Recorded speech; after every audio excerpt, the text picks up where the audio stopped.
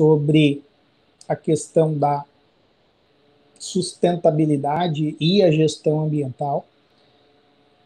E eu creio que a gente conseguiu construir aí, né, diante daquelas eras, lembram? A era da terra, a era da industrialização, a era do conhecimento e a tecnológica, né, que é a digital. E o impacto com essas evoluções, com essas eras, ela surge, né, na segunda era, que é a industrial, que é aquela que fez as extrações de forma indiscriminada dos recursos naturais, principalmente aqueles não reutilizáveis, né, degradantes ao sistema ecológico, ambiental, flora, fauna. Então a gente conseguiu construir essa ideia de que essas extrações, né, dessas energias não renováveis começou a gerar impacto ao ponto de começar a destruir, a realmente acabar com alguns ecossistemas. E aí a gente viu, né, grandes acidentes que aconteceram e fizeram com que etapas ao longo, né, dessa evolução industrial, junto com a era do conhecimento, oportunizasse encontros entre as nações, encontro, né, dentro do próprio país, dentro de um próprio sistema ou de um ecossistema social, filosófico, né? E aí a gente viu aí o estabelecimento, por exemplo, sobre o Tratado de Quioto, que eu comentei na aula passada e não tinha falado, que, né, estabelece aí entre mais de 180 países, lá quando aconteceu, né, uma iniciativa para redução de gases que está aí, né, dentro da classificação de gases de efeito estufa. Hoje já não existe mais essa quantidade de países, mas esses, né, congressos, esses encontros internacionais exigem, né, esses estabelecimentos e cumprimentos de algumas etapas que pudessem aí amenizar a destruição ambiental ou o impacto que isso gera dentro dos ecossistemas sociais que a gente vive. E aí, né, subi alguns materiais para vocês, como aquele vídeo da história das coisas. Eu acho que aquele vídeo é muito importante para você compreender como que o ecossistema funciona. É um vídeo bastante, né, crítico ao sistema industrial, que ele acaba ali por gerar, né, essa degradação, essa destruição do meio ambiente. Então a gente viu aí, né, a evolução dessa consciência, que foi algo que gerou um impacto muito grande dentro da nossa sociedade, o cumprimento dessas regras, o cumprimento dessas leis. E aí a gente viu que as organizações, dentro desse processo de extração de energias não renováveis, através dessa, né, destruição, contaminação, poluição do ecossistema ambiental, tiveram que cumprir leis que começaram a surgir, exigindo deles um controle maior, né, a aquisição de uma percepção da contaminação do solo, da água, né, das florestas. E isso gerou não só, né, uma percepção local, mas uma percepção mundial, não é? Um desenvolvimento sustentável que estabeleceu cumprimentos nos seus mais diversos setores. Por exemplo, existe né, dos Objetivos do Desenvolvimento Sustentável, que eu vou subir para vocês, que fala sobre a erradicação da pobreza. Aí você fala assim, professor, o que a erradicação da pobreza tem a ver com a questão ambiental? A alimentação. Produção de alimentos requer o uso do espaço, o uso, né, da natureza e esse uso de forma indiscriminada, a forma de uso não, né, parametrizada, gera o que a gente já viu aí, como a gente falou lá no caso de Mariana, não foi? A gente falou sobre outras situações, eu vou subir mais materiais nesse sentido para vocês, e vocês vão sempre estar podendo observar esses acontecimentos ao longo do tempo. Então, a gente conseguiu construir, né, não só essa percepção, mas como a necessidade de um desenvolvimento mais sustentável para as nossas gerações. E aí surgem os conceitos de gestão ambiental dentro das organizações, que é o sistema SGI, Sistema de Gestão Industrial ou Empresarial, que estabelece exatamente, ou o SGA, né, Sistema de Gestão Ambiental, que estabelece exatamente o cumprimento de etapas ao longo desse processo. Como assim, professor? Olha, toda organização, então vamos partir de uma indústria. A partir do momento que esse complexo industrial ele é estabelecido, né, ele começa a ser construído, ele precisa de água. Essa água que vai ser utilizada, ela vai ser do sistema, né, do sistema público que é estabelecido, ou ela vai captar a própria água. Então, se ela for captar a própria água, ela tem aí, né, um impacto que ela gera naquele ecossistema, que ela vai precisar gerenciar isso. É necessário um planejamento, é necessário estabelecer ali, né, um sistema de controle que vai fazer ali dentro da estrutura organizacional um planejamento de etapas. Correto? Isso está lá no material que eu subi para vocês, no segundo ou no primeiro material lá. Então, esse gerenciamento ambiental, ele veio por meio dessas leis, dessas exigências e dessas necessidades de política nacional devido a essas extrações, né, indiscriminadas que geraram impactos ao ponto da gente ter regiões, não só dentro aqui, né, do estado, mas fora do Brasil também, a extinção de algumas espécies, né, dentro da nossa fauna. E hoje a gente precisa controlar muito esse processo. Eu falei para vocês sobre a nascente do Rio Paraguai, aqui em Diamantino, que, é claro, nós estamos vivendo uma das maiores estiagens, né, de água do sistema, ou do nosso ecossistema hídrico.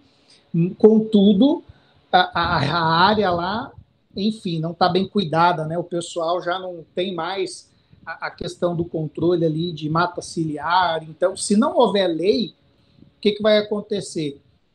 As organizações ou o sistema produtivo vai chegando mais próximo, por exemplo, dessas nascentes, desses rios, desses córregos, né, desses braços fluviais, ao ponto que eles vão ser, né, totalmente destruídos. Então, é necessário uma gestão pública, e a gente falou um pouquinho sobre isso também.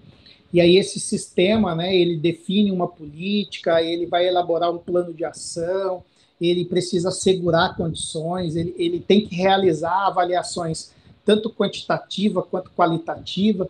Por exemplo, nas avaliações quantitativas, vai ser o próximo conteúdo que nós vamos estudar. Nós vamos falar sobre riscos ambientais. Toda indústria, toda organização, ela gera um risco ambiental para o seu ecossistema, independente de qual seja essa indústria, independente de qual seja essa empresa, tanto do setor de produtos quanto do setor de serviços. Porque olha só o exemplo da água. Uma loja, né, do setor de utilidades, por exemplo, ela consome água. Ela consome água de onde? Do sistema, que já tem, né, um processo. Mas ela devolve essa água como? Né, o sistema municipal de saneamento vai precisar fazer o tratamento dessa água. Você já parou para pensar nisso, que toda organização gera riscos ambientais? Porque, olha, é algo que talvez às vezes a gente passa despercebido, né? Então, é necessário revisar, aperfeiçoar, porque existe um impacto dentro desse sistema. E é isso que a gente tem falado nesses últimos dias. E por que tudo isso, professor? Porque a gente precisa ter produção mais limpa.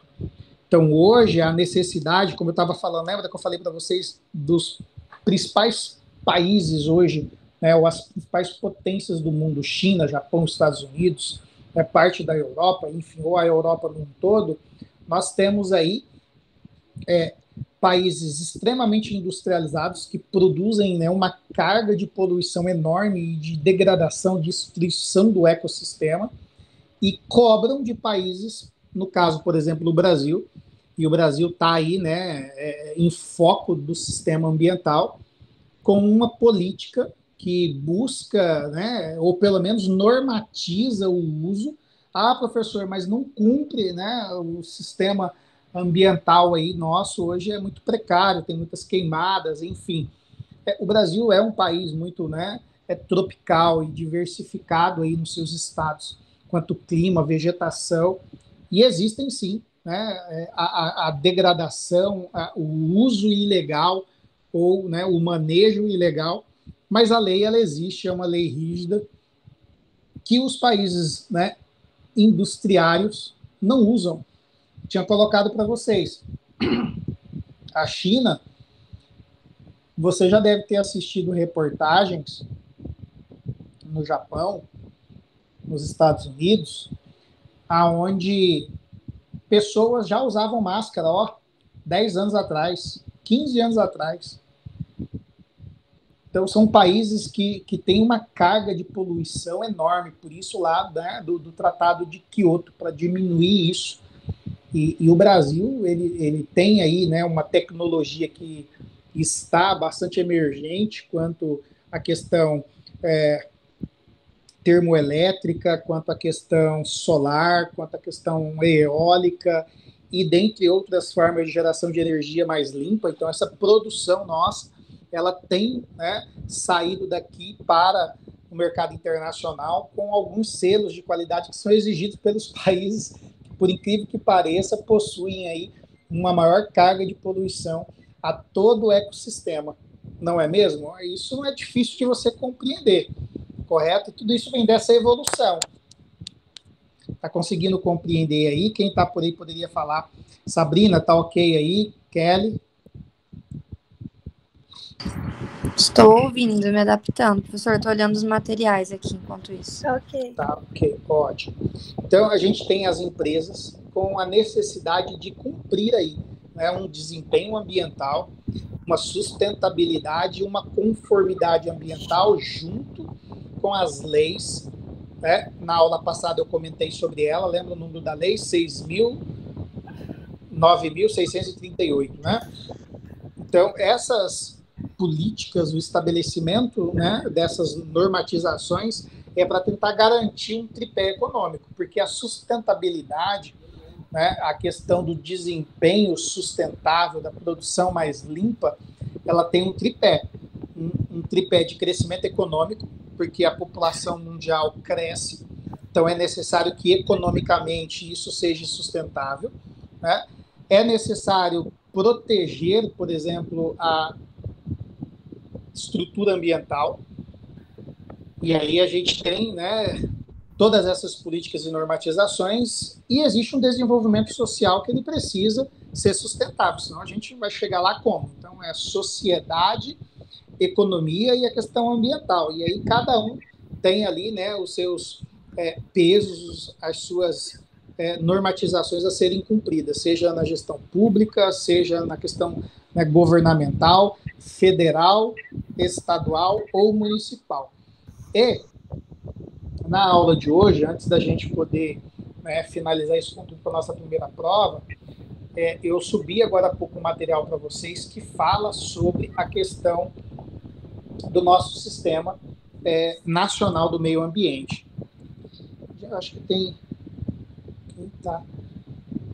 Kelly, fecha seu áudio, Kelly. Tá aberto? Tá. O meu tá chiando, não, né, gente? Tá? O meu áudio?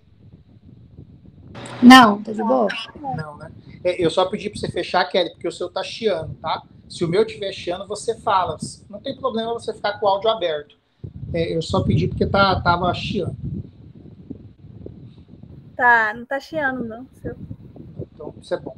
E aí, gente, eu né, subi para vocês hoje um videozinho bastante rápido sobre o Cisnama, que é o Sistema Nacional do Meio Ambiente, que está diretamente ligado à política que a gente trabalhou na aula passada. Deixa eu pegar aqui a lei, porque aquela lei, eu não sei porque eu não consigo gravar essa lei na cabeça, 6.938, né, que fala sobre, né, a política nacional de meio ambiente. E aí a política, que é uma normatização federal, ela estabelece a construção de todo um ecossistema.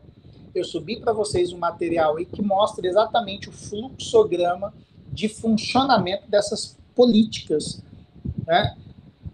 Primeiro, a gente já viu a lei com alguns pontos, então ela é uma lei curta, eu subi para vocês, peguei lá e compilei ela dentro do site do Ministério do Meio Ambiente e coloquei para vocês. Ela não é uma lei cumprida e não há necessidade de vocês lerem ela no completo. Eu acho que eu até grifei quais seriam ali os pontos mais importantes dentro da lei.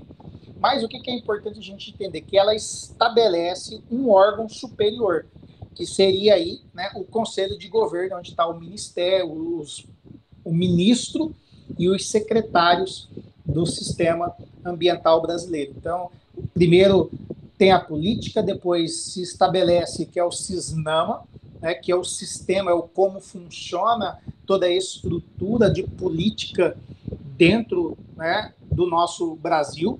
E aí a gente desce um pouquinho mais para a questão, né, dos órgãos consultivos e deliberativos, que aí tem o CONAMA.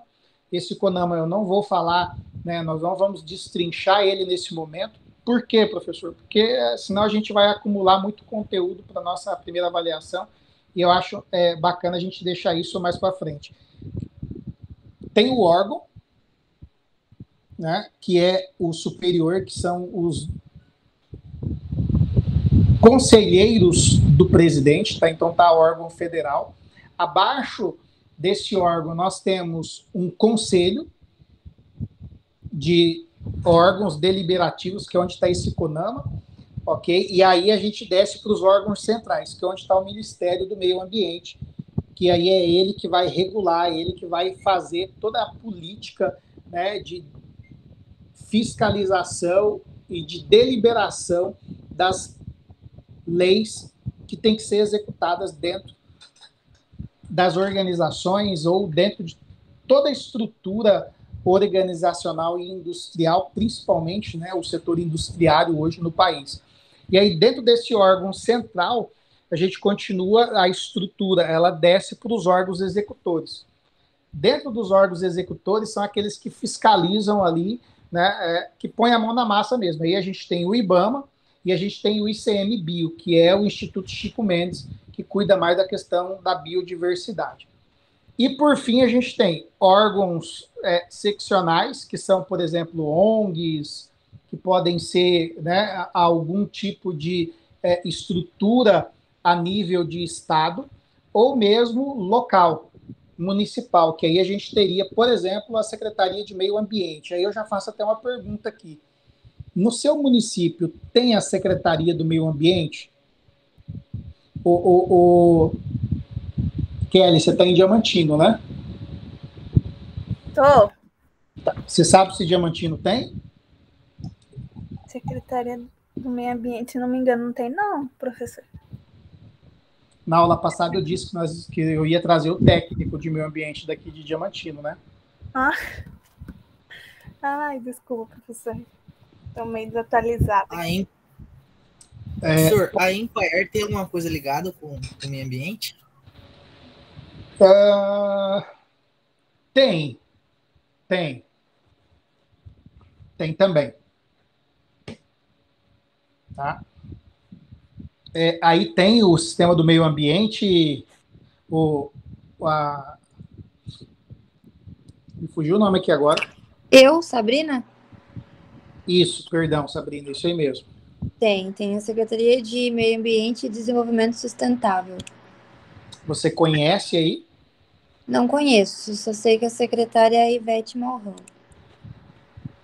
Na aula passada, nós falávamos sobre a atuação aqui em Diamantino da Secretaria, que envolve a construção de alguns mirantes para a construção, né, dentro aí da nossa natureza, para visualizar cachoeiras, pontos turísticos. Aí tem... Professor, como que é auditorado isso? Eu não tenho muito convívio com essa área. Mas aqui em Sinop costuma ser bem rígido. Assim, entendi, mas a minha pergunta é assim, aí tem pontos turísticos que são direcionados para a questão ambiental, tipo um mirante, cachoeira, parques. Nós estávamos falando, inclusive, na aula passada, quando a gente começou a falar disso, eu disse sobre o Santuário do Elefante, né, dos elefantes em Diamantino. Não sei se você conhece? Não. Que é na Chapada dos Guimarães. Não conheço, pessoalmente não. Então, aí eu subi um material lá dentro do SIGA que explica um pouquinho como que é o funcionamento desse santuário de elefantes. Certo. Aqui o que nós temos é o Parque Florestal, que é uma reserva, provavelmente lá são aplicados, mas de ponto turístico, acredito que só esse, professor. Entendi. Mas deve ter mais. Aqui não é uma cidade com cachoeiras e coisas assim, é bem urbano. Mas que eu me recordo é esse. Jair, isso aí tem nobres? Opa, o turismo aqui é muito forte. Tem que ter. E eles pegam pesado nessa parte de como é que fala? Das normas. Que assim, querendo ou não, o turismo é bom, mas como tem, tipo, vamos supor, então, que está crescendo muito a agricultura, a pecuária aqui na região, e eles estão começando a desmatar. A agricultura que você colocou, só para aproveitar a sua fala. A Embraer que você colocou foi Embraer, não foi? Foi, né? Foi. A Embraer, ela é um órgão que ela dá suporte para a agricultura familiar. Então, querendo ou não, ela faz com que a agricultura familiar, né, cumpra algumas das políticas ambientais. Tá? Não que ela... Por isso que eu coloquei que ela está ligada, mas não diretamente, porque ela faz cumprir, porque o foco dela é mais, né, na assistência ao agricultor.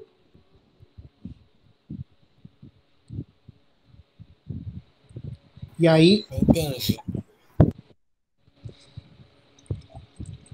Ótimo, gente. Então, veja só, né, esse CISNAMA, ele vem da política nacional. E a política nacional, ela diz que tem que existir órgãos federais, estaduais e municipais. Com essa lei se construiu o CISNAMA, que é o Sistema Nacional de Meio Ambiente.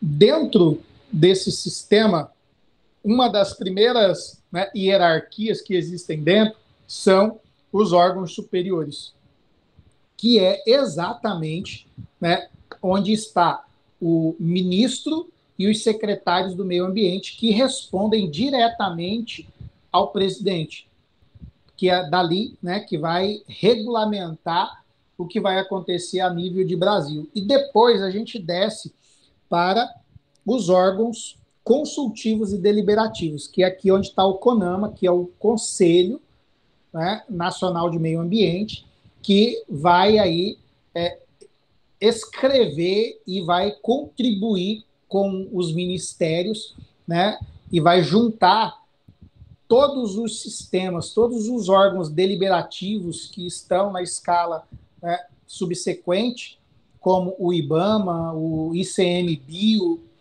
para construir uma política que seja sustentável para uma determinada ação, seja ela extrativista, exploratória, em uma esfera do meio ambiente e até mesmo as regulações que ainda necessitam. Nós estamos aí em constante evolução. Tá? E aí a gente tem o órgão do Ministério do Trabalho e depois vem, né, os órgãos que podem ser ONGs, que podem ser aí, associações e depois as questões que estão dentro do município, como a Secretaria Municipal, né, de Meio Ambiente. Essas são aí hoje algumas das nossas normatizações, algumas das leis que nós temos que trata sobre a questão do meio ambiente. Então, tudo advém dessa evolução e, infelizmente, né, dessa destruição da fauna e da flora, do ecossistema, diante da evolução das indústrias e desse uso indiscriminado de energias não renováveis. A partir daí se adquire essa consciência, tanto social, quanto de gestão organizacional,